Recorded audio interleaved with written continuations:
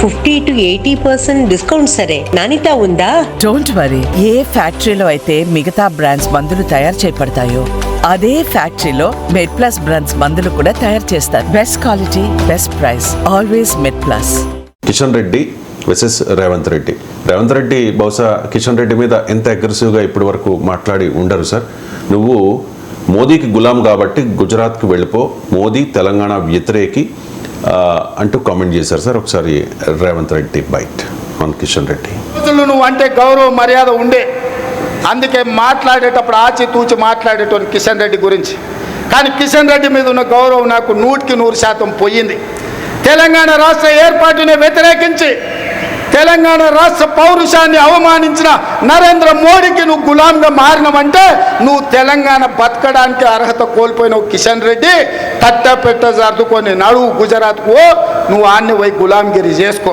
ఇన్ని రోజులు నువ్వు అంటే గౌరవ మర్యాద ఉండే, అందుకే మాట్లాడేటప్పుడు ఆచితూచి మాట్లాడేటోని కిషన్ రెడ్డి గురించి. కానీ కిషన్ రెడ్డి మీద ఉన్న గౌరవం నాకు 100% పోయింది.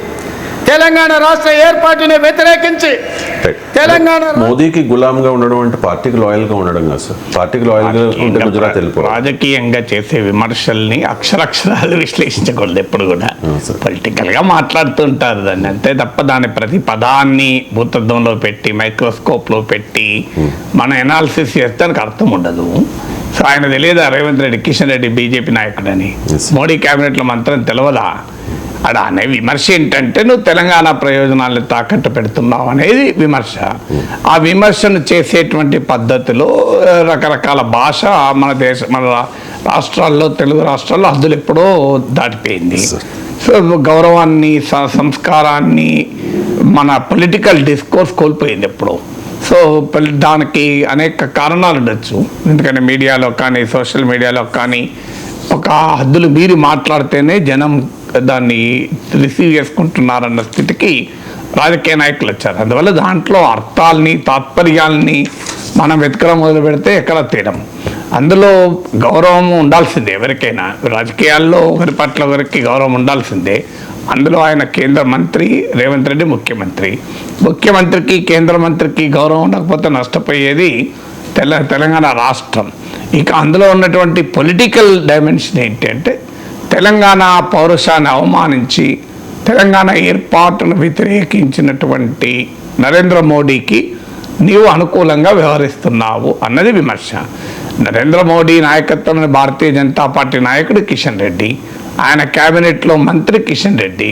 నరేంద్ర మోడీకి అనుకూలంగా ఉండకపోతే రేవంత్ రెడ్డికి అనుకూలంగా ఉంటాడు కిషన్ రెడ్డి. ఇప్పుడు కాంగ్రెస్ క్యాబినెట్లో మంత్రులు రేవంత్ రెడ్డికి అనుకూలంగా ఉండకపోతే వేరే వాళ్ళకి అనుకూలంగా ఉంటారు. ఇక రాజకీయ భాష గులాంగిరి అంటే ఇప్పుడు రాహుల్ గాంధీకి నీవు గులాంగిరి చేశారు వాళ్ళు అంటారు. దాని మీద అనడం ఎందుకు, అనిపించుకోవడం ఎందుకు?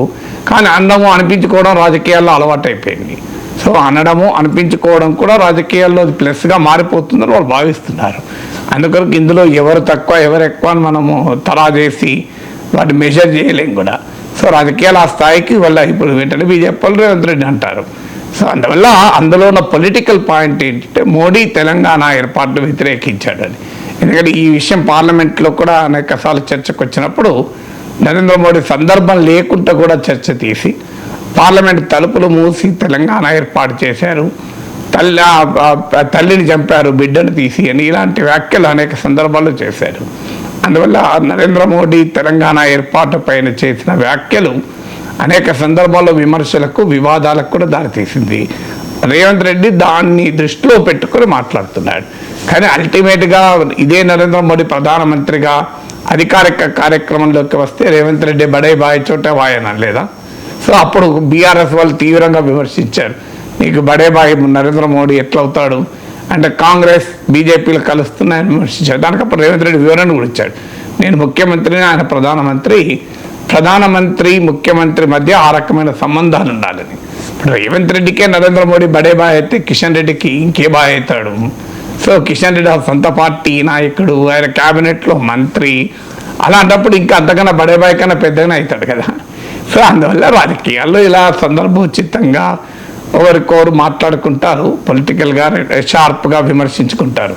అదేమి దాన్ని మనం ప్రజలు సీరియస్గా ఫీల్ అయ్యి అంగిల్ చెప్పుకోకూడదు. నేను చాలా సందర్భాల్లో చూశాను, టీవీ ఛానల్ కూడా కెమెరాల ముందు భయంకరంగా అరుచుకుంటారు, చూసేవాడు అనుకుంటాడు వీళ్ళిద్దరు చంపుకుంటారు అవన్నీ అని. తర్వాత కెమెరాలో లైవ్ ఆగిపోయిన మరుక్షణం ఇద్దరు కలిసి మాట్లాడుకుంటా ప్రశాంతంగా వెళ్తుంటారు. సో ఇది చాలా మంది రాజకీయ నాయకుల మధ్య చూశాను. అప్పటిదాకా వాళ్ళ బాహాబాయి చూస్తే మనకు ఆశ్చర్యం వేస్తుంది. తర్వాత వెంటనే ఏం సంగతి, ఏంటి విశేషాలు, అన్న నీ పార్టీ ఏంటి, నా పార్టీ ఏంటి అని బ్రహ్మాండం ముచ్చట పెట్టుకుంటుంటారు. ఇప్పుడు కొన్ని ఛానళ్ళకి నేను మార్నింగ్ డిబేట్లకు వెళ్ళేటప్పుడు, డిబేట్ తర్వాత బ్రేక్ఫాస్ట్ ఉండేది. ఆ బ్రేక్ఫాస్ట్లో అయితే వాళ్ళ పార్టీ ఆంతరంగిక వ్యవహారాలు వీళ్ళు మాట్లాడుకుని, వీళ్ళ పార్టీ ఆంతరంగిక వ్యవహారాలు చాలా మాట్లాడుకునేవారు. అప్పటిదాకా లైవ్లో తిట్టుకుంటుంటారు. అందువల్ల ఇది of the screen, on the screen. So కొన్ని సందర్భాల్లో రాజకీయాల్లో వ్యక్తిగత విభేదాలు కూడా వచ్చేసాయి. రాజకీయ విభేదాలు ఉండాలి. ఇప్పుడు ఏదైనా తెలంగాణ ఇంట్రెస్ట్లకు వ్యతిరేకంగా కిషన్ రెడ్డి మాట్లాడి ఉంటే ఖచ్చితంగా దాన్ని మనం అపోజ్ చేయాలి. కానీ గుజరాత్ గులాము ఇది నాలాంటి వాళ్ళు యాక్సెప్ట్ చేసే భాష కాదు. అది రేవంత్ రెడ్డి వారిని యాక్సెప్ట్ చేయలేను, రేవంత్ రెడ్డి పైన ఇతరులు మాట్లాడినా కూడా యాక్సెప్ట్ చేయలేను. గులాం అనే వరకు ఓకేనేమో కానీ సార్, మరి గులాం కూడా ఎట్లా ఓకే అయినది? గులాం అన్న పదం ఏమి పాజిటివ్ పదం కాదు కదా, అది కూడా ఓకే కాదు. గులాం పదం కూడా ఓకే కాదు. గులాంగిరి చేయడం అంటే చాలా తప్పు పదమే కదా, బానిసత్వం. కానీ రాజకీయాల్లో ప్రతి పార్టీ, ఇప్పుడు రాహుల్ గాంధీ చెప్పినట్టు రేవంత్ రెడ్డి విన్నాడా, నరేంద్ర మోడీ చెప్పినట్టు కిషన్ రెడ్డి వింటాడు. గులాంగిరి ఏది గులాంగిరి అవుతుంది, ఏది గులాంగిరి కాదు అనే ప్రశ్న మనం చర్చించుకోలేం కదా. అందుకే నేను అనేది ప్రతి పదానికి తాత్పర్యాన్ని వెతకద్దు అనటానికి ఉదాహరణ ఇదే. ప్రతి పదానికి మనం తాత్పర్యాన్ని వెతికితే తేలేది ఎక్కడ ఉండదు. సో వాళ్ళు ఏమి దానికి ప్రతి పదానికి అదేమన్నా దుర్జటి కవిత్వం కాదు, నీకు అదేమి నన్నయ్య సాహిత్యము కాదు కదా. దాన్ని మనం ప్రతి పదానికి ఏమై ఉండొచ్చు దీని అర్థం అని వెతకడానికి రాజకీయ నాయకులు ఒకరినొకరు విమర్శించుకునే దాన్ని మనం చాలా సీరియస్గా తీసుకోకూడదు అనేది నా సలహా. బీఆర్ఎస్ మూడోసారి అధికారంలోకి రాకుండా చేయడం అనేది కాంగ్రెస్ పార్టీ రాజకీయ వ్యూహం అయి ఉండొచ్చు. కానీ రేవంత్ రెడ్డి చాలా పర్సనల్గా కూడా తీసుకున్నారు. అదే చెప్తూ ఉన్నారు సార్, అసెంబ్లీ ఎన్నికల్లో చెప్పి మరీ ఓడించాను, లోక్సభలో సవాల్ చేసి 0కు పరిమితం చేశాను, కేసీఆర్ అనే మొక్కను మళ్ళీ మొలకెత్తనివ్వను అని చెప్పి, ఆ పార్టీ ఇక ఎదగదు అని చెప్పి రేవంత్ రెడ్డి బయట. కేసీఆర్ అనే మొక్కను మళ్ళీ మొలవని అని తెలంగాణ రాష్ట్రంలో రాసి పెట్టుకోండి. చెప్పిన నాడు ఓడిస్తాని, ఓడించిన పార్లమెంటులో గుండు 0 అని చెప్పిన గుండు 0 తెచ్చిన ఇవాళ నీ పార్టీని మళ్ళీ మొలకెత్తని ఇయ్యనని ఈ వరంగల్ గడ్డ మీద నుంచే చెప్తున్న కేసీఆర్ కాసుకో, చూద్దాం. కేసీఆర్ అనే మొక్కను మళ్ళీ మొలవని అని తెలంగాణ రాష్ట్రంలో రాసి పెట్టుకోండి. చెప్పిన నాడు ఓడిస్తాని, ఓడించిన పార్లమెంటులో గుండు 0 అని చెప్పిన గుండు 0 తెచ్చిన. అంటే పార్టీగా కాకుండా పర్సనల్ గా తీసుకున్నట్టుగా రేవంత్ రెడ్డి పొలిటికల్ అటాక్ కదా, అది పర్సనల్ అటాక్ అసలే కాదు. అంటే గతంలో కేసీఆర్ అధికారంలో ఉండగా రేవంత్ రెడ్డి మీద, కానీ మీరు బయటలో ఎక్కడ పర్సనల్ ఏమన్నాడు, పొలిటికల్ అటాక్. పార్టీ నేను కూడా చెప్పాడు క్లియర్ గా, చేసిన ఓడించిన. అది రాజకీయాల్లో అది అందుకే అనేది మీరు ప్రతి అక్షరాన్ని తాత్పర్యం వెతకద్దని చెప్పింది ఇంతకుముందు అదే.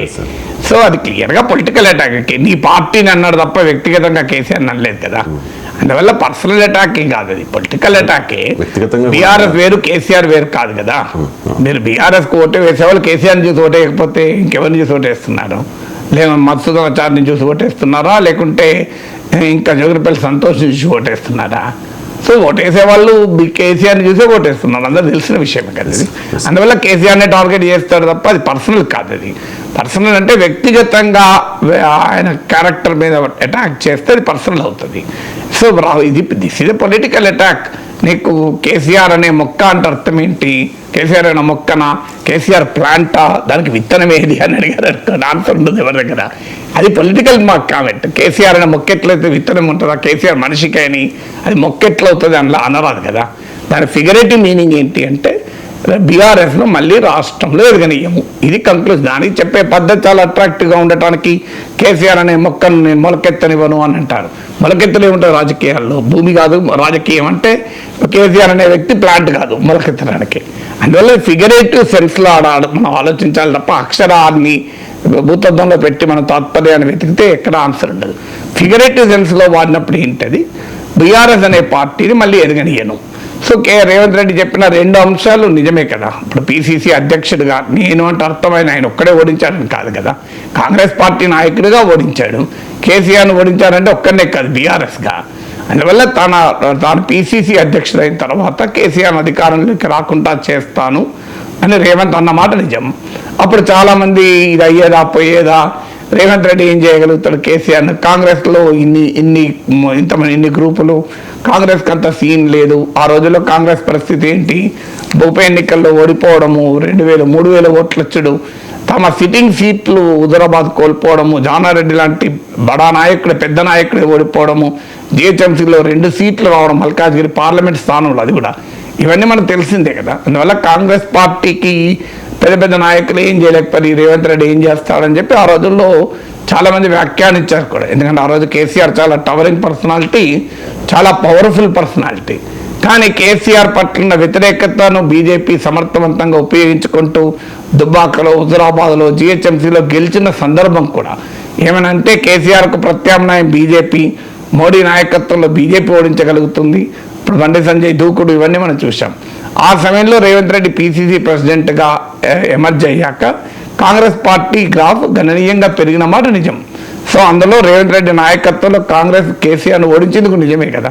తర్వాత లోక్సభ ఎలక్షన్లప్పుడు అసలు ఒక్క సీటు కూడా రాకుండా చేస్తామని కామెంట్ చేసి నిజం, జరిగింది కూడా అది నిజం. బీఆర్ఎస్కి ఒక్క సీటు కూడా రాలేదు 17 సీట్లలో. సో అందువల్ల ఈ 2 పొలిటికల్గా స్టేట్మెంట్లే కావచ్చు, కానీ ఫ్యాక్చువల్లీ కరెక్ట్ ఆల్సో. ఎందుకంటే అసెంబ్లీ ఎన్నికల్లో ఓడిస్తాం బీఆర్ఎస్ అన్నారు, ఓడించారు. లోక్సభ ఎన్నికల్లో ఒక్క సీటు రాకుండా చేస్తామన్నారు, చేశారు. ఈ 2 వరకు ఫ్యాక్చువల్. ఇక తర్వాత ఏం జరుగుతుంది, కేసీఆర్ నాయకత్వం బీఆర్ఎస్ను ఇక ఎదగనీయకుండా అవుతుందా? రాజకీయాల్లో చాలా సందర్భాల్లో ఓడిపోయిన పార్టీలు మళ్ళీ గెలిచిన సందర్భాలు ఉన్నాయి, గెలిచిన పార్టీలు తిరుగులేని పార్టీలు అనుకున్నాయి ఓడిపోయిన సందర్భాలు ఉన్నాయి. మన పొరుగున్న ఆంధ్రప్రదేశ్ ఎందుకు ఉదాహరణ. సో భారీగా దెబ్బతిని వైఎస్ఆర్ కాంగ్రెస్ పార్టీ మళ్ళీ 151 సీట్లతో అధికారంలోకి వచ్చింది. 23 మంది వైసీపీ ఎమ్మెల్యేలను తీసుకున్న టీడీపీ బలం 23కి పడిపోయింది. సో వైసీపీకి ఉన్న 67 మంది 66 మంది ఎమ్మెల్యేలు ఉంటే అందులో 23 మంది వెళ్ళిపోయారు. అయినా కూడా వైసీపీ అంతం కాలేదు కదా. జగన్మోహన్ రెడ్డి పని అయిపోయింది, జగన్మోహన్ రెడ్డి అన్నారు, తర్వాత 151 సీట్లు గెలుచుకున్నారు. తర్వాత నీకు చంద్రబాబు నాయుడు పని అయిపోయింది, తెలుగుదేశం పని అయిపోయింది, ఇక పార్టీ లేవదు అన్న తర్వాత 164 సీట్లు గెలుచుకున్నారు కూటమిగా. అందువల్ల రాజకీయాల్లో ఏది కూడా శాశ్వతంగా మొలకెత్తకపోవడం అంటూ ఉండదు. చాలా రేర్గా ఒక పొలిటికల్ పార్టీ అదృశ్యం అయిపోతుంది, చాలా రేర్గా ఒక పొలిటికల్ పార్టీ నామరూపాలు లేకుండా పోతుంది. అందువల్ల రేవంత్ రెడ్డి కాంగ్రెస్ నాయకుడిగా కోరుకుంటాడు బీఆర్ఎస్ అనే పార్టీ మళ్ళీ రావద్దని. కానీ రేవంత్ రెడ్డి కోరుకున్నట్టే జరగాలని రాజకీయాలు ఏమీ లేదు. వాస్తవంగా బీఆర్ఎస్ అపోజిషన్ పార్టీగా భారీగా దెబ్బతిన్నమాట నిజం. అసెంబ్లీ ఎన్నికల్లో 37% ఓటింగ్ వచ్చింది, అంటే 10% ఓటింగ్ తగ్గింది. లోక్సభ ఎన్నికల్లో అయితే భారీగా పడిపోయి 17% వచ్చింది. బీజేపీకి 35%, బీఆర్ఎస్ కన్నా డబుల్ ఓటింగ్ వచ్చింది బీజేపీకి. అయినా కూడా మీరు అపోజిషన్ స్పేస్లో చూస్తే చాలా డామినెంట్ ప్లేయర్గా బీఆర్ఎస్ ఉంది, బీజేపీ లేదు. బీజేపీకి 35% ఓటింగ్ వచ్చినా కూడా ఆ రోల్ ప్లే చేయలేకపోతుంది. మీరు అది గ్రూప్ 1 ఎగ్జామ్ ఇష్యూ కావచ్చు, అది లగచర్ల భూసేకరణ ఇష్యూ కావచ్చు, ప్రతి ఇష్యూలో మీకు బీఆర్ఎస్ ఉన్నంత యాక్టివ్గా బీజేపీ కూడా లేదు. సో బీజేపీ మనందరికీ తెలుసు, ఇంకా ఇప్పటికీ రాష్ట్ర అధ్యక్షుడిని ఎంపిక చేసుకోలేని దురవస్థలో బీజేపీ ఉంది. ఆ గందరగోళంలో బీజేపీ ఉన్నమాట నిజం. అందువల్ల బీఆర్ఎస్ ఓడిపోయాక కూడా చాలా క్రియాశీలకంగా, అందులో అసెంబ్లీ ఎన్నికల్లో ఓడిపోయాక లోక్సభ ఎన్నికల కొరకు క్రియాశీలకంగా ఉంటారు. లోక్సభ ఎన్నికల తర్వాత కూడా చాలా క్రియాశీలకంగా బీఆర్ఎస్ వ్యవహరిస్తోంది. ఏ రాజకీయ పార్టీ అయితే క్రియాశీలకంగా ఉంటుందో, ఏ రాజకీయ పార్టీ అయితే ప్రజల సమస్యలపైన నిరంతరం యాక్టివ్గా ఉంటుందో, ఏ రాజకీయ పార్టీ అయితే ప్రభుత్వం పట్ల ప్రజల్లో పెరిగే అసంతృప్తిని తనకు అనుకూలంగా ఛానలైజ్ చేసుకుంటుందో ఆ పార్టీకి ఎప్పుడూ రాజకీయ అవకాశాలు ఉంటాయి. దాన్ని బట్టి బీఆర్ఎస్ రేపు గెలుస్తుంది గెలవదని నేను కంక్లూజన్లు ఏమి తీయడం లేదు. ఎందుకంటే ఎన్నికలు ఏమి రేపు పొద్దున్న లేవు కనుక ఆ రకమైన స్పెక్యులేషన్కి అర్థం లేదు. సో అందువల్ల రేవంత్ రెడ్డిని కొడంగల్లో కసిగట్టి ఓడించారు అసెంబ్లీ ఎన్నికల్లో కేసీఆర్. ఏం జరిగింది తర్వాత ఆయన లోక్సభ ఎన్నికల్లో గెలిచి మల్కాజ్గిరిలో గెలిచి ఆఖరికి ముఖ్యమంత్రి అయ్యాడు. సో రేవంత్ రెడ్డిని అంతం చేస్తానని కేసీఆర్ పంతం పూని జరిగింది ఏంటి, ఆయన మీద ప్రత్యేకంగా ఎఫర్ట్ పెట్టి కొడంగల్లో ఓడించాడు. ఏం జరిగింది, ఏమైనా జరిగిందా? కొడంగల్లో ఓడిపోయిన రేవంత్ రెడ్డి ఇంకా కసితో లేచి మల్కాజ్గిరిలో ఎంపీ అయి తర్వాత మీకు 2024 వచ్చే వరకు కేసీఆర్ని ఓడించాడు. అందువల్ల రాజకీయాల్లో ఓటములు గెలుపులు అనేది సహజం. ఇప్పుడు మీకు కిషన్ రెడ్డి అంబర్పేటలో ఓడిపోయి ఆయన లాభమైంది కదా, సికింద్రాబాద్ ఎంపీ అయి కేంద్ర మంత్రి కాగలిగాడు. అంబర్పేటలో గెలిచింటే అయ్యేవాడు కాదు. మీకు ఈటల రాజేందర్ హుజురాబాద్లో కేసీఆర్ పైన తిరుగుబాటు చేసి 25,000 మెజార్టీతో అపూర్వంగా విజయం సాధించాడు. తర్వాత మళ్ళీ మొన్న ఇటీవల అసెంబ్లీ ఎన్నికల్లో తన ఎమ్మెల్యే పదవికి ఓడిపోయాడు, కానీ మళ్ళీ ఎంపీగా మల్కాజ్గిరిలో గెలిచాడు. రఘునందన్ రావు మీకు దుబ్బాకలో బీజేపీకి చారిత్రాత్మక విజయాన్ని తెచ్చిపెట్టాడు. తర్వాత అసెంబ్లీ ఎన్నికలు ఇటీవల 50,000 ఓట్లతో ఓడిపోయాడు, మళ్ళీ మెదక్ లోక్సభ స్థానానికి గెలిచాడు. సో ఇలా మనకు ఇంతమంది నాయకులు ఉదాహరణలు ఉన్నాయి కదా. రాజకీయాల్లో ఓటములు గెలుపులు అనేది సర్వసహజమైన అంశం. అందువల్ల ఓటమిని ఎప్పుడు అపహాస్యం చేయకూడదు, గెలుపుతో అతి విశ్వాసానికి పోకూడదు. అందువల్ల ఏ రాజకీయ నాయకునికైనా రాజకీయ పార్టీకైనా రాజకీయాల్లో శాశ్వత ఓటములు శాశ్వత గెలుపులు ఉండవు అన్నది వాస్తవం. రేవంత్ రెడ్డి వ్యక్తిగతంగా కూడా కేసీఆర్ని టార్గెట్ చేశారు సార్. అంటే తాగుబోతుల సంఘానికి రాష్ట్ర అధ్యక్షుడిగా కేసీఆర్ నియమించాలి అని చెప్పి. లిక్కర్ తాగడం చట్టవిరుద్ధం ఏమీ కాదు కదా సార్. అలా అంటే లిక్కర్ బ్యాన్ చేయాలి కదా. ఒక ముఖ్యమంత్రి హోదాలో ఉండి మాజీ ముఖ్యమంత్రి పదే పదే నువ్వు తాగుబోతువి, నువ్వు ఫామ్ హౌస్లో తాగేసి పడుకుంటావు, ఈ టైప్ ఆఫ్ కామెంట్స్ చేయడం కరెక్ట్ అన్న? ఆ భాష ఎట్టి పరిస్థితుల్లో కరెక్ట్ కాదు. కరెక్ట్ అని ఎవరైనా గలుగుతారు, అందులో నాలాంటి వాడు ఎట్టి పరిస్థితులు అన్నారు. కానీ దీంట్లో ఎవరు తక్కువ? కేసీఆర్ పప్ప చేసిన సన్నాసులు దద్దమ్మలను తిట్టలేదా? మరి కేసీఆర్ అన్నారు రైటా? ఆయన కేసీఆర్ గుంటూరు బిర్యానీ పెడలాగా ఉంటుంది ఇవన్నీ మాట్లాడలేదు కేసీఆర్. కానీ కేసీఆర్ ఏం తక్కువ మాట్లాడలేదు, రేవంత్ రెడ్డి ఏం తక్కువ మాట్లాడతలేదు. నేను దీన్ని సమర్థించను, దాన్ని సమర్థించను. కేసీఆర్ అపదీశాలను సన్నాసులు దద్దమ్మలు వెదవలు ఇట్లా ఎన్ని మాట్లాడండి కేసీఆర్. సో అందువల్ల వ్యక్తిగతంగా ఇందులో రేవంత్ రెడ్డి మొదటి వ్యక్తి కాదు, కేసీఆర్ మొదటి వ్యక్తి కాదు. సో రాజకీయాల్లో ఒకరికొకరు ఇప్పుడు మాట్లాడుకుంటలేరా? రేవంత్ రెడ్డి ముఖ్యమంత్రి స్థాయిలో అలా మాట్లాడడం ఎట్టి పరిస్థితిలో కరెక్ట్ కాదు. కానీ రాజకీయాల్లో అదే భాష అయిపోయింది కదా. ఎవరు తక్కువ మాట్లాడుతున్నారు ఇందులో ఏ రాజకీయ పార్టీ హుందాగా వ్యవహరిస్తుందో చెప్పండి, ఏ రాజకీయ నాయకుడు హుందాగా వ్యవహరిస్తున్నాడో చెప్పండి. అయినా నాయకుడు ఇది కేసీఆర్ పైన ఈ విమర్శలు చాలా చిన్నప్పటి నుంచి చూస్తున్నాం. ఏం జరిగింది తెలంగాణ ఉద్యమ కాలంలో రోజా లాంటి వాళ్ళు విమర్శించింది మనకు. అప్పుడు తెలుగుదేశం నాయకురాలు ఆమె, తెలుగుదేశం నాయకురాలు గారు రాత్రి బారు ఉదయం దర్బారు అని ఇలా ఏదో మాట్లాడేది ఆమె. సో ఇలా కేసీఆర్కున్న ఈ అలవాటు ఉంది అని చెప్పి చాలా సందర్భాల్లో ప్రత్యేక దాడి చేశాడు. అయినా రాజకీయ నాయకులు ఎంతమంది తాగిన వాళ్ళు, నాలాగా టీ టొట్లలో ఎంతమంది ఉన్నారు రాజకీయాల్లో. సో అందువల్ల అది వ్యక్తిగతంగా ఎప్పుడు విధానపరమైన విమర్శలు చేయాలి, విధానపరమైన ఇష్యూస్ పైన మనం ప్రశ్నించాలి తప్ప వ్యక్తిగతంగా క్యారెక్టర్ అసాసినేషన్ చేయడం కానీ, వ్యక్తిగతంగా ఉండే అలవాట్ల విషయంలో కానీ, బలహీనతల విషయంలో కానీ ఎట్టి పరిస్థితుల్లో ఎవరు మాట్లాడినా తప్పే. కానీ మాట్లాడతలేరా? రేవంత్ రెడ్డి హైట్ పైన, హరీష్ రావు హైట్ పైన మాట్లాడుకుంటలేరా? సో రేవంత్ రెడ్డి హరీష్ రావు హైట్ పైన ఎన్నిసార్లు కామెంట్ చేశారు, రేవంత్ రెడ్డి హైట్ పైన ఎంతమంది కామెంట్ చేశారు. ఇదేం కొత్త కాదు కదా. హైట్ల మీద బాడీ షేమింగ్ కూడా జరుగుతుంది కదా రాజకీయాల్లో. సో బాడీ షేమింగ్ జరుగుతోంది. ఎన్ని రకాలుగా మాట్లాడుకోవాలో అన్ని రకాలుగా రాజకీయ నిఘంటువే మారిపోయింది. ఇందులో మనం ఐసోలేటెడ్గా ఒక స్టేట్మెంట్ని తీసి ఈ ఐసోలేటెడ్గా ఆ స్టేట్మెంట్ పైన రియాక్ట్ కావడం వల్ల ఉపయోగం లేదు. ఇది ఓవరాల్గా పొలిటికల్ లాంగ్వేజే అభ్యంతరకర స్థాయికి వెళ్ళింది. అది ముఖ్యమంత్రి అనే స్థాయి, ప్రతిపక్ష నాయకుడు, మాజీ ముఖ్యమంత్రి ఈ స్థాయి ఎప్పుడో పోయింది. ఎవ్రీథింగ్ ఈజ్ పర్సనల్, పాలిటిక్స్లో ఎవ్రీథింగ్ ఈజ్ ఫేర్ అన్నట్టుగా మారిపోయింది. ఇది మన తెలంగాణలో లేదా ఆంధ్రప్రదేశ్లో ఇంతకన్నా దారుణంగా ఉంది. ఇంతకన్నా దారుణంగా మాట్లాడుకుంటున్నారు ఎవరికోరు. సో కుటుంబ సభ్యుల్ని కూడా తీస్తున్నారు. ఇంకా తెలంగాణలో కనీసం కుటుంబ సభ్యులను తీసే రాజకీయ సంస్కృతి లేదు. అట్లీస్ట్ వాళ్ళు మాట్లాడుకుంటున్నారు నాయకులు. అదొక అంతమేరకు మనం అప్రిషియేట్ చేయాలి. అక్కడైతే మన కుటుంబ సభ్యుల మీద కూడా కామెంట్లు, టార్గెట్లు చేసేటువంటి నీచ స్థాయికి ఆంధ్రప్రదేశ్ రాజకీయాలు ఇంకా దిగదారు. అందువల్ల ఇది మంచిది కాదు అనేది మనలాంటి వాళ్ళని చెప్తాం. అన్ఫార్చునేట్లీ దాన్నే మీడియా హైలైట్ చేస్తుంది, మీడియా దాని మీద డిబేట్లు పెడుతుంది, మీడియా దానికే తమ్మునేలు పెట్టి దాన్ని ప్రజెంట్ చేసుకుంటుంది. మీడియాకి కావాల్సింది మార్కెటింగ్. సో ఇలా కామెంట్ ఇప్పుడు రేవంత్ రెడ్డి కేసీఆర్ విధానాలని నేను వ్యతిరేకిస్తున్నానంటే మీరు డిబేట్ పెడతారా?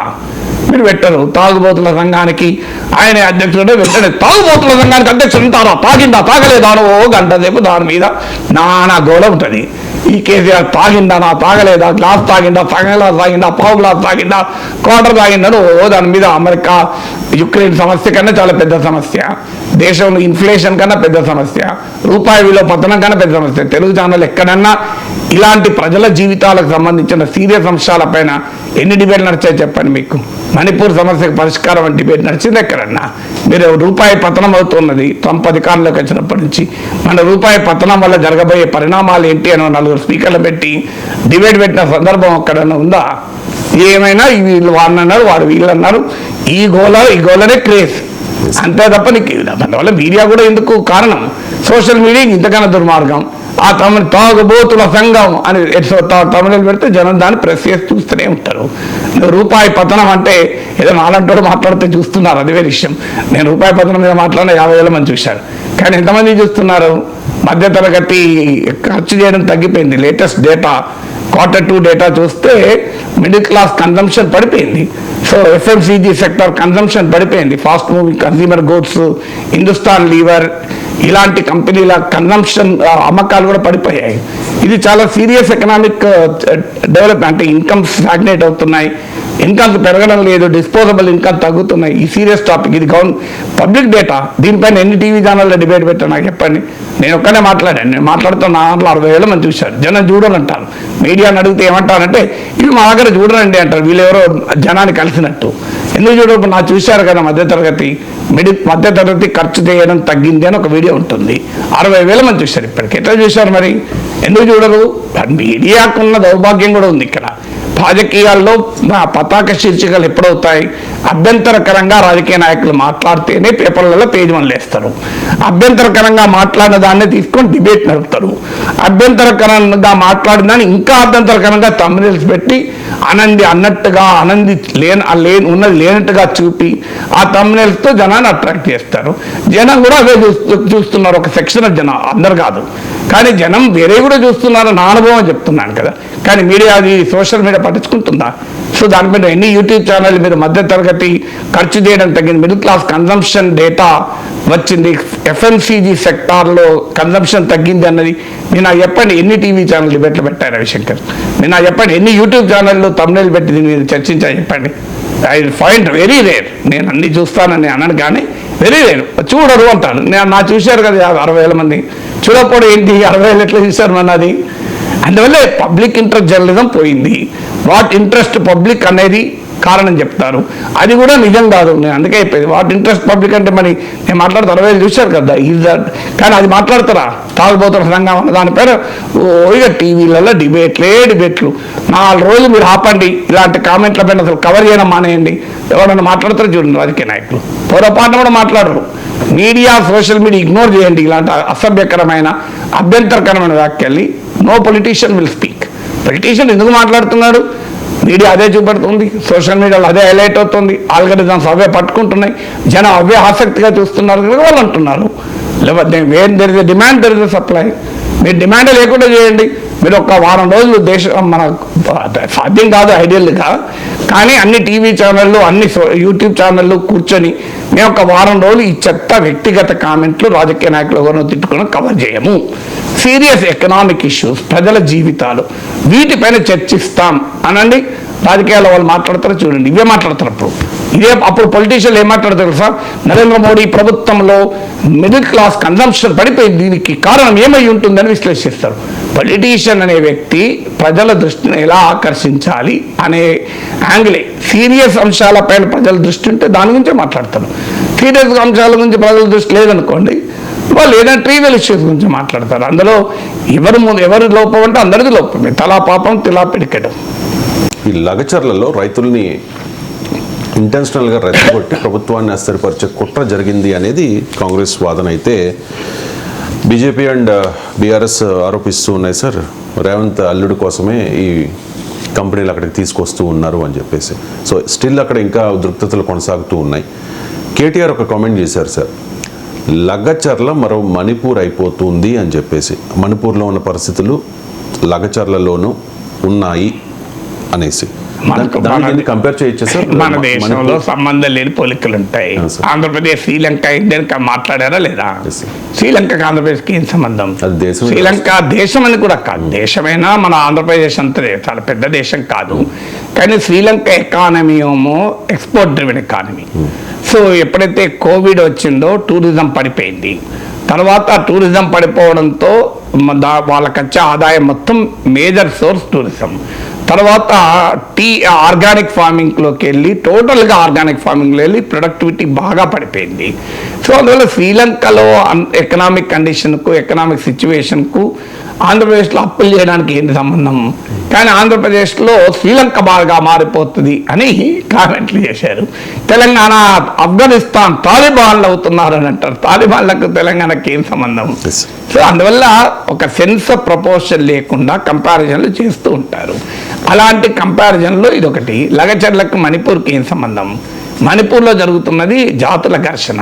పోనీ లగచర్ల ఎప్పటి హిస్టరీ ఫ్యూ డేస్ లేదా ఫ్యూ వీక్స్. మణిపూర్ 30 ఏళ్ళ కింద కూడా రగిలింది కదా. మణిపూర్లో ఇవాళ కాదు 25 ఏళ్ళ కింద కూడా రగిలింది కదా. మణిపూర్లో 2 జాతుల మధ్య ఘర్షణ. ఇక్కడ ప్రభుత్వము నిర్బంధము వర్సెస్ భూ నిర్వాసితుల పోరాటం కదా. ఇప్పుడు చెప్పేది ఏంటి? భూమి ఇవ్వమని రైతులు తిరగబడితే ప్రభుత్వం నిర్బంధం విధించింది అని. ప్రభుత్వం చెప్పేది ఏంటి? ఇది రైతులు కారు వీళ్ళు, అందులో పట్టుకున్న అల్లర్లు చేసిన వాళ్ళలో 16 మందికి ఆడ భూమి కూడా లేదు, వాళ్ళు అసలు రైతులే కారు, బయట నుంచి వచ్చారు, కలెక్టర్ను కొడతారా నిజంగా రైతే అయితే? సో ప్రభుత్వ అధికారులను ఉరికిస్తారా అనేది ప్రభుత్వం చెప్పేది. అది controversy. Government versus opposition, government versus భూ నిర్వాసితులు. మణిపూర్లో భూమి ఎక్కడిది? ఇలా ఫార్మా కంపెనీలు ఎక్కడి?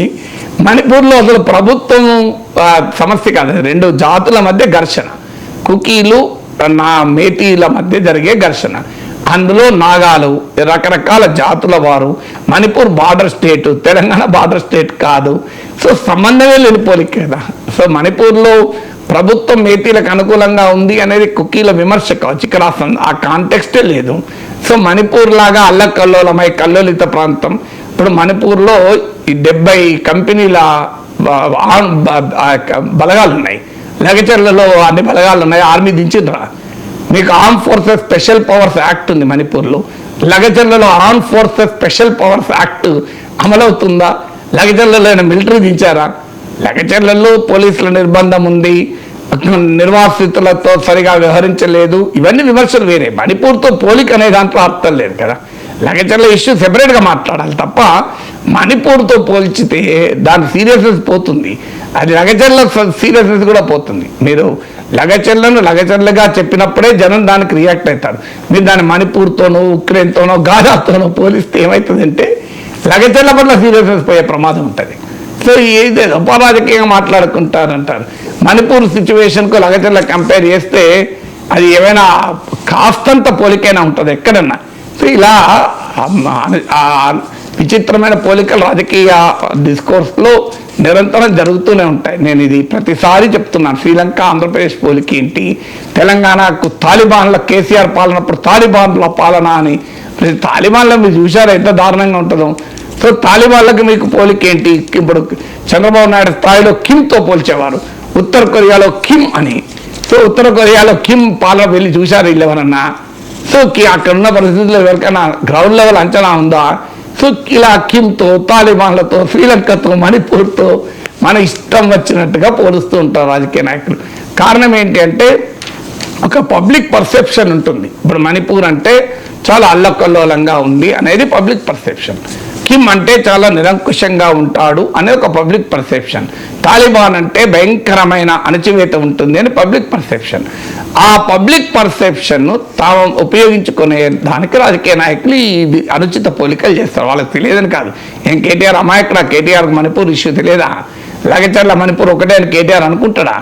కానీ ఆ పబ్లిక్ పర్సెప్షన్ అల్లకల్లోలంగా ఉంది మణిపూర్ అనేది పబ్లిక్ పర్సెప్షన్గా ఉంది కనుక తెలంగాణ కూడా లగచర్ల కూడా అల్లకల్లోలంగా ఉంది అనే ఒక పబ్లిక్ నరేటివ్ను బిల్డ్ చేస్తానికి, తామ అనుకూల నరేటివ్ను బిల్డ్ చేసుకోవడానికి ప్రజల్లో ఒక అంశం పైన ఉన్న పబ్లిక్ పర్సెప్షన్ను ఉపయోగించుకోవడం తప్ప పోలికలో అర్థమే ఉంది. రిషికొండ మీద మండలిలో మంత్రుల మధ్య బొత్స మధ్య మాటల యుద్ధం జరిగింది సార్. ఏ రకంగా అంటే ఇప్పుడు బంగ్లాదేశ్లో షేక్ హసీనా ఆ దేశం విడిచి వెళ్ళిపోయిన తర్వాత అక్కడ ప్రజలందరూ రాజ్భవనంలోకి వెళ్ళి హసీనా నివాసంలోకి ఏ రకంగా హడావుడి చేశారో ఇక్కడ కూడా వైఎస్ జగన్మోహన్ రెడ్డి అధికారంలో దిగిపోయిన తర్వాత టీడీపీ నాయకులు, జనసేన నాయకులు అక్కడికి వెళ్ళి పవన్ కళ్యాణ్ రిషికొండకి వెళ్ళారు, చంద్రబాబు రిషికొండకి వెళ్ళి ఆ భవనాలను చూసి ఆశ్చర్యపోయారు, చాలా అద్భుతంగా కట్టారని చెప్పి. కానీ అది జగన్ తన వ్యక్తిగత అవసరాల కోసం నిర్మించుకున్నది అన్నది కూటమి నేతల విమర్శ. సో బొత్స దానికి కౌంటర్ ఇచ్చారు సార్, సమాధానం చెప్పారు. ఒకసారి బొత్స బయట పెద్ద ఆమోదం ఉండదు, పక్కింటో ప్రజలు అడుగుతారు అధ్యక్ష. మున్సిపల్ అడ్మినిస్ట్రేషన్ గవర్నమెంట్ దానికి కావాల్సిన పరిపాలన శాఖ దానికి కావాల్సిన పర్మిషన్ ఇస్తాయి, అది కడతారు అధ్యక్ష.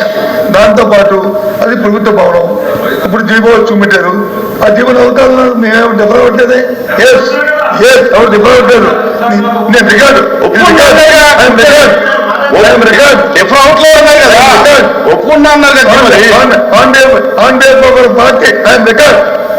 నేనేమే కాదలేదే, నేను చెప్తాను. భవనా అండి, ప్రభుత్వ భవనాలుగా కట్టాము, దాన్ని ముఖ్యమంత్రి నివాసం కోసం వాడతాము, ప్రధానమంత్రి విడుదల కోసం వాడతాము, లేదా రాష్ట్రపతి విడుదల కోసం వాడతాము. ముందు ముందు ముందు ప్రభుత్వ భవనాలుగా నేను కట్టాం. హైదరాబాద్ కట్టాము అధ్యక్ష. హైదరాబాద్ పబ్లిక్ బిల్డింగ్ తీసి హైదరాబాద్ వచ్చి ప్రగతి భవనం కట్టాం. ఆ రోజు ఎవరు కట్టారు? దాని తర్వాత వచ్చిన ముఖ్యమంత్రి లేరు అధ్యక్ష. అందులో ఏది అదేదో ప్రైవేట్ భవనం, ఎవరో ప్రైవేట్ ఆస్తా, అది డిప్యూటీ సీఎం గారు చూశారు, అదే సీఎం గారు చూశారు, ముఖ్యమంత్రి గారు చూశారు.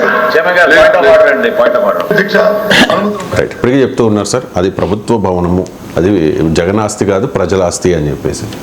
ప్రభుత్వ భవనం అనే దాంట్లో ఆశ్చర్యమేం లేదు, దాంట్లో ఏమి తప్పలేదు, నిజమే. అది ఇప్పుడు ప్రభుత్వ భవనం కాదని ఇప్పుడు ప్రభుత్వం కూడా అనడం లేదు కదా. అది జగన్ ప్రైవేట్ భవనం అనడం లేదు. అది ప్రభుత్వ భవనం కనుకనే వివాదం. ప్రైవేట్ భవనం అయితే ఇంత వివాదం కూడా అయ్యేది కాదు. జగన్ కోసం నిర్మించుకున్న భవనం. సమస్య ఏంటంటే ఇప్పుడు బొత్స కూడా అంటున్నది, అవును ముఖ్యమంత్రి నివాసంగా వాడతాము అని కూడా అన్నాడు. సో ముఖ్యమంత్రి నివాసంగా వాడే ఆలోచనతో కట్టుంటే అది తప్పే. ఎందుకంటే అంతటి విలాసవంతమైన భవనాలు ముఖ్యమంత్రులకు అవసరమా? సో ముఖ్యమంత్రులు ఒక ప్రజల పక్షాన పాలించే ముఖ్యమంత్రులు విలాస భవనాల్లో ప్రభుత్వ ఖర్చులతో ఉండడం అనేది సమాజం అంగీకరిస్తుందా? ఎందుకంటే ఇప్పుడు తెలంగాణలో కూడా మనం చూసాం, ప్రగతి భవన్ విషయంలో ఎంత చర్చ జరిగింది. నిజమే, అల్టిమేట్గా అది కేసీఆర్ వాడుతున్నాడా? ఇప్పుడు కేసీఆర్ వెళ్ళిపోతే అది బట్టి విక్రమార్క సీతక్కలకి ఇల్లైంది. సో అందువల్ల రాజశేఖర రెడ్డి టైంలో కట్టాడు, అది తర్వాత కేసీఆర్ హయాంలో అది ఉండగా ఇంకోటి కట్టి దాన్ని గెస్ట్ హౌస్గా వాడారు. సో ఏదైనా ప్రభుత్వ భవనాలే, ప్రభుత్వ భవనాలు కావచ్చు. కానీ ప్రభుత్వ భవనాలకు కూడా పరిమితులు దాటి చాలా హంగులతో చాలా ఖరీదైన భవనంగా కడితే మాత్రం తప్పు. సో అది సాధారణంగా అవసరాలతో, సాధారణం అంటే ముఖ్యమంత్రి హోదాలో ఉన్న వ్యక్తికి అవసరమైన రీతిలో కట్టడం తప్పు కాదు. కానీ దాంట్లో నేను వెళ్ళి ఋషికొండలో ఆ భవనం చూడలేదు, కానీ మీడియాలో వస్తున్న వార్తలను బట్టి చాలా కాస్ట్లీ ఐటమ్స్తో కట్టారని. అలా కట్టింటే మాత్రం అది తప్పే, ప్రభుత్వ భవనం అయినా తప్పే. అదే మరి మీరు టూరిజం కొరకు కట్టారనుకోండి, ఉదాహరణకు తప్పేమీ లేదు. అది ప్రభుత్వ ముఖ్యమంత్రి కొరకైనా, ఈవెన్ ప్రధానమంత్రి వచ్చినప్పుడు ఉండటానికి కట్టినా, గవర్నర్ ఉన్నప్పుడు ఉండటానికి వచ్చినా కూడా తప్పే. ప్రజాస్వామ్యంలో ప్రజల సొమ్ముకు ప్రభుత్వం ట్రస్టీగా ఉండాలి. అందువల్ల సదుపాయాలతో భవనం కట్టడం తప్పు కాదు. కానీ డిస్ప్లే ఆఫ్ వెల్త్, ఒక పెద్ద ఏదో వందల వేల కోట్ల కుబేరులు తమ వ్యక్తిగత సంపదను ప్రదర్శించుకోవటానికి చూపెట్టేటువంటి వైఖరి ఎప్పుడు కరెక్ట్ కాదు. ఇప్పుడు మీకు ఇటీవల రతన్ టాటా గురించి వార్తలు వచ్చాయి. రతన్ టాటా సోదరుడు 2 బెడ్రూమ్ల అపార్ట్మెంట్లో ఉంటున్నాడు. అది మనం ప్రత్యేకంగా మెన్షన్ చేశాను కూడా.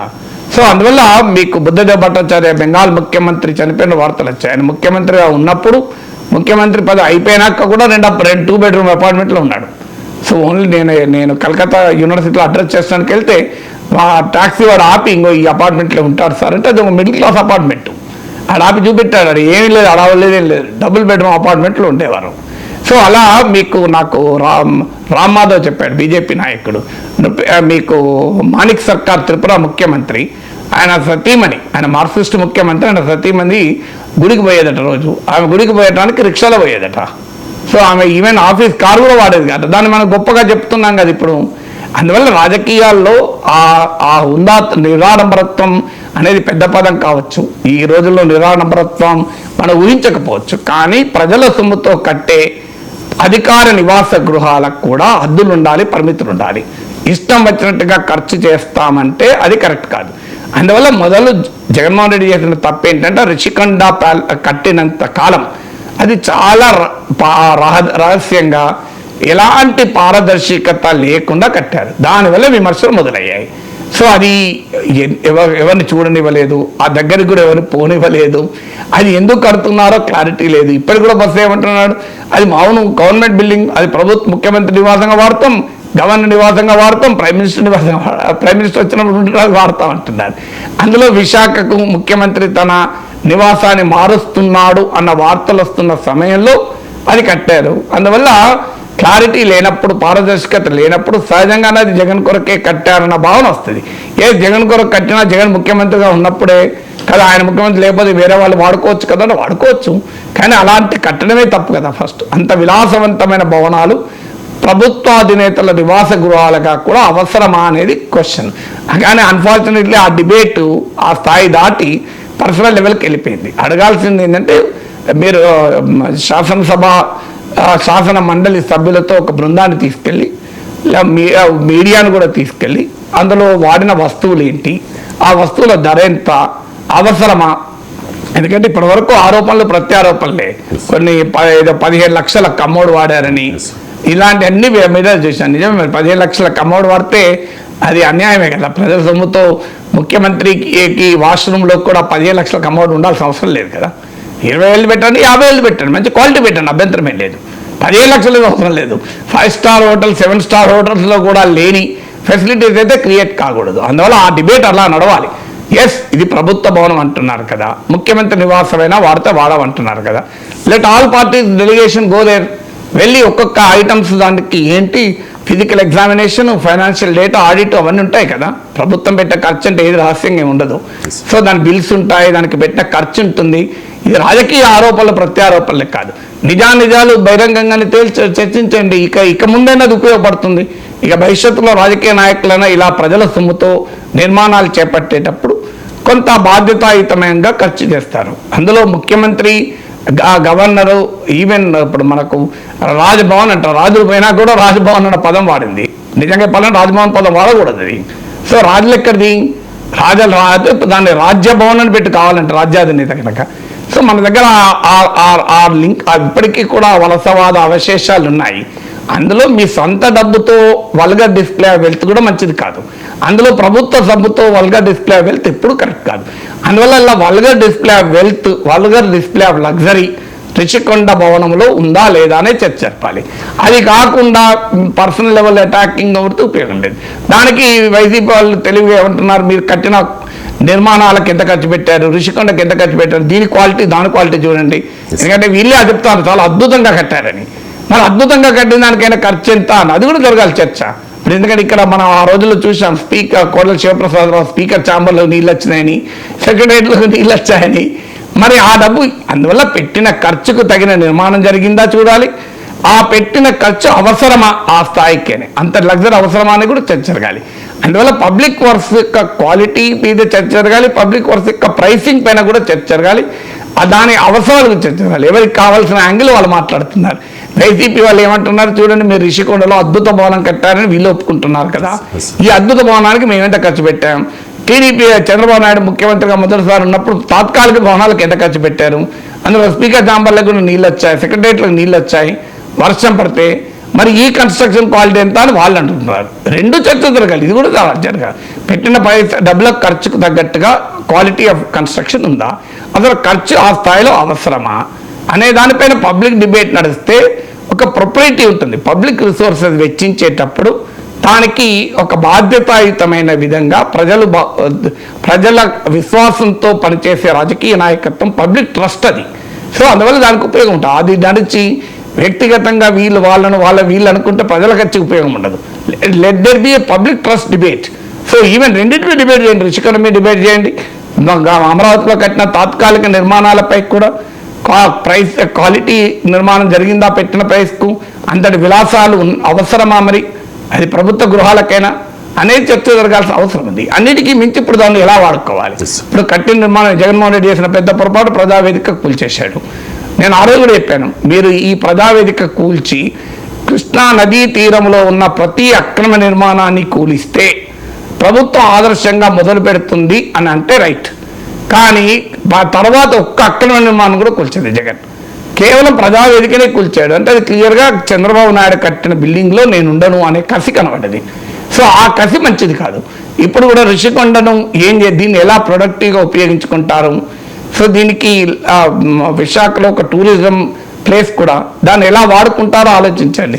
దానిపైన చర్చ పెట్టి డిబేట్ పెట్టి అసలు దాని పర్పస్ ప్రజలకు ఉపయోగకరంగా ఆల్టర్నేట్గా వాడగలిగే అవకాశం ఉందా, దాని మీద కూడా చర్చ జరగాలి. గతంలో ప్రతిపక్షం ఇప్పుడు కూటమి నేతలు కూడా ఆరోపణలు చేశారు, ఇది పర్యావరణ అనుమతులు లేవు, నిబంధనలకు విరుద్ధంగా కట్టారు, ప్రజలకు తెలియకుండా సీక్రెట్గా ప్రజాధనంతో కడుతూ ఉన్నారు అని చెప్పేసి.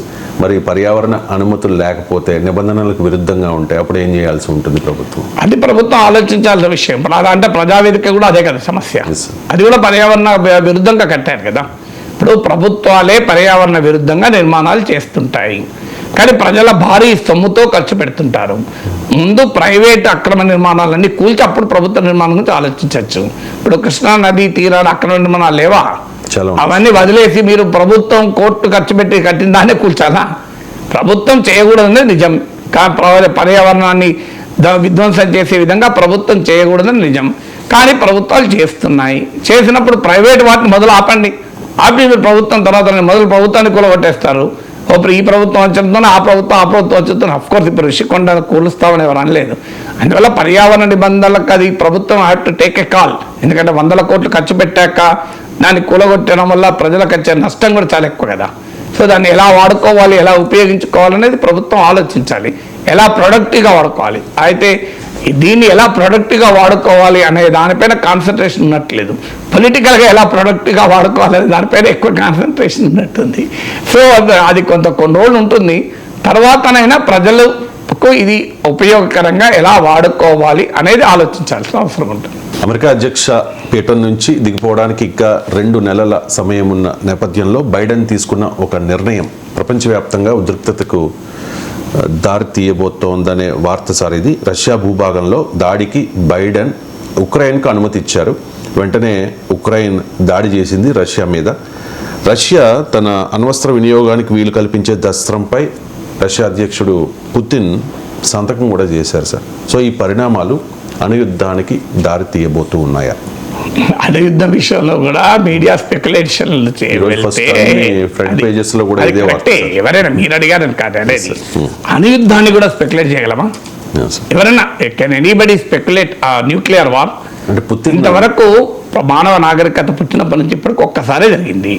హిరోషిమా నాగసాకిలో జరిగింది. ఇంతవరకు అణుబాంబు వాడకమే ఎక్కడ జరగలేదు.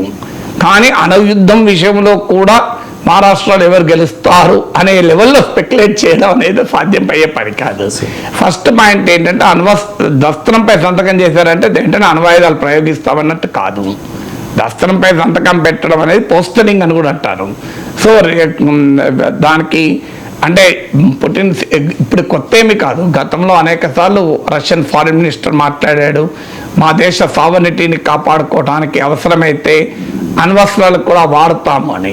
అందువల్ల ఇది సంతకం పెట్టడం ఆధారంగా అణుయుద్ధం వస్తుంది అని ఊహాగానాలు చేయడం కరెక్ట్ బాధ్యతారాహిత్యం. అణుయుద్ధం వస్తుందో లేదో నేనేమి ఊహించలేను, అంచనాలు వేయలేము, జ్యోతిష్యం చెప్పలేను. కానీ దస్త్రంపై సంతకం పెట్టాడు కనుక ఈ అణుయుద్ధం వచ్చేస్తుంది అనే ఊహాగానం అనేది ఇర్రెస్పాన్సిబుల్. ఎందుకంటే దస్త్రంపై సంతకం పెట్టడం వేరు, దాన్ని పోస్టరింగ్కు పెట్టవచ్చు, ప్రిపేర్నెస్కు పెట్టవచ్చు. ఇప్పుడు అలా అంటే భారతదేశ న్యూక్లియర్ డాక్ట్రిన్ ఉంది. మనం ఇప్పటికి కూడా న్యూక్లియర్ క్యాపబుల్ మిసైల్స్ కూడా ప్రయోగిస్తుంటాం. అంటే మన అణుయుద్ధాన్ని సిద్ధపడుతున్నట్లా భారతదేశ అణు విధానమే క్లియర్గా చెప్తుంది. మనము అవసరమైతే అణ్వస్త్రాలు ప్రయోగించగలిగే సామర్థ్యాన్ని కలిగి ఉంటామని భారతదేశ అణు విధానం. సో భారతదేశం అణ్వస్త్రాలే వదులుకోలేదు ఇప్పటివరకు. మరి అంటే భారతదేశం అణుయుద్ధం చేస్తుందా? ఇప్పుడు మన అగ్ని మిసైల్ ప్రయోగిస్తాం, ఇది న్యూక్లియర్ క్యాపబుల్ మిసైల్. ఎందుకు దాన్ని ప్రయోగిస్తున్నామంటే అణ్వాయుధాలు వేస్తామని ప్రయోగించడం లేదు. It's called preparedness. ఇప్పుడు integrated guided missile development programme అని త్రిశూల్, నాగ్, పృథ్వీ, అగ్ని అని 5 మిసైల్ తయారు చేశాం. రష్యాతో కలిపి బ్రహ్మోస్ అని మిసైల్ తయారు చేశాం. నిన్నకాక మొన్న హైపర్సోనిక్ మిసైల్ తయారు చేశాం. సో ఈ మిసైల్ తయారు చేయడం అంటే యుద్ధం చేయడం కాదు కదా. మరి మిసైల్ ఎందుకు తయారు చేస్తారు? యుద్ధం కొరకే కదా అని ఎవరైనా అడగచ్చు. కరెక్టే, మిసైల్ యుద్ధం కొరకే తయారు చేస్తారు, కానీ ఈ మిసైల్ తయారు చేయడం కూడా యుద్ధం చేసినట్టు కాదు. అది ప్రిపేర్నెస్ ఎందుకు అంటే డిటరెన్స్ అంటారు. సో ఇది డిటరెన్స్ కావచ్చు, ప్రిపేర్నెస్ కావచ్చు, పోస్టరింగ్ కూడా కావచ్చు. అంటే అందువల్ల వెంటనే దస్త్రంపై సంతకం పెట్టాడంటే అదేమి బటన్ నొక్కినట్టు సంక్షేమ పథకం కాదు, సో వెంటనే అమలు అవుతుంది అన్నట్లు.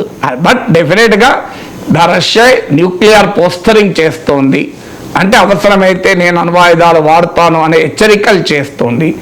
అది ఏ స్థాయిలో న్యూక్లియర్ స్ట్రైక్ ఉంటుంది ఆ మాటకైతే ఉక్రెయిన్ కూడా ఇటీవల జెలెన్స్కీ మాటలు కూడా చూస్తే మనకి ఇంకో మార్గం లేదు, ట్రంప్ అమెరికాలో అధికారంలోకి రాబోతున్నాడు, ట్రంప్ అధికారంలోకి వచ్చాక ఉక్రెయిన్కు సాయం తగ్గిపోయే అవకాశం ఉంది కనుక అణ్వస్త్రాలను తయారు చేసుకోవడమే పరిష్కారం.